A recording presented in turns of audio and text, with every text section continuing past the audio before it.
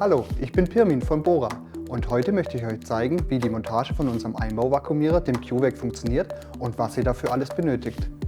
Ihr findet im Lieferumfang neben den Zubehörartikeln den CuVac selbst sowie das 2 Meter lange Netzteil. Die Montage kann aufgesetzt oder flächenbündig erfolgen. Für die aufgesetzte Variante wird ein Loch mit einem Durchmesser von 102 mm gebohrt. Beim flächenbündigen Verbau muss zusätzlich zur Bohrung ein Falz mit einem Durchmesser von 112 mm und einer Tiefe von 6 mm gefräst werden. Die Arbeitsplattenstärke sollte dabei 10 mm oder dicker sein. Unter der Arbeitsplatte benötigt das Gehäuse einen Platz von ca. 190 mm.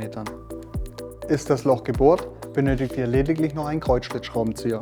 Bevor wir den CuVac jetzt auseinandernehmen, empfehle ich euch, dass ihr eine weiche Unterlage unter das Gerät legt, damit, wenn wir das gleich auf den Kopf drehen, die Edelstahloberfläche nicht verkratzt.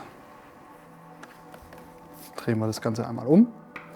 Dann befindet sich jetzt hier bei mir auf der linken Seite eine Öffnung mit der Schraube, die wir hier mit unserem Kreuzschlitzschraubenzieher lösen. Jetzt, nachdem ihr die Schraube gelöst habt, könnt ihr das Gehäuse vom Basisrahmen trennen. Dazu kippt ihr das Ganze auf die rechte Seite. Und schon löst sich das Gehäuse und die Technik wird sichtbar. Jetzt müsst ihr nach und nach alle Kabel und den Schlauch abnehmen, damit wir anschließend den Pop-up-Zylinder vom Basisrahmen trennen können. Dazu drehen wir das Ganze am besten wieder auf die andere Seite. Anschließend öffnen wir noch den Verschlussring, indem ihr das Ganze im Uhrzeigersinn dreht.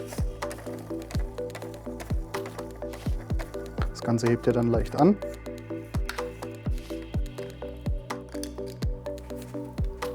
Damit ihr den Pop-up-Zylinder von oben entnehmen könnt.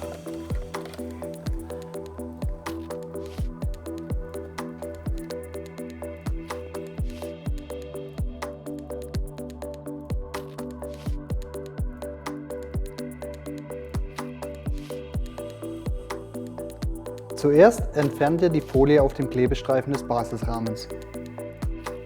Der Basisrahmen wird über den bereits eingeschobenen Zylinder gesteckt. Der Verschlussring wird bis nach oben geschraubt, um den Basisrahmen an der Arbeitsplatte zu befestigen. Jetzt werden die beiden elektrischen Anschlüsse sowie der Vakuumschlauch am Basisrahmen wieder festgesteckt. Das weiße Kabel muss mit dem Sicherheitsclip nach unten außen eingesteckt werden.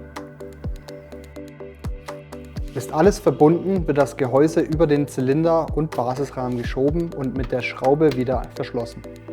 Als letzten Schritt wird das Kabel des Netzteils noch angeschlossen und mit dem Strom verbunden. Dafür gibt es eine kleine Öffnung am oberen Rand des Bora CuVac.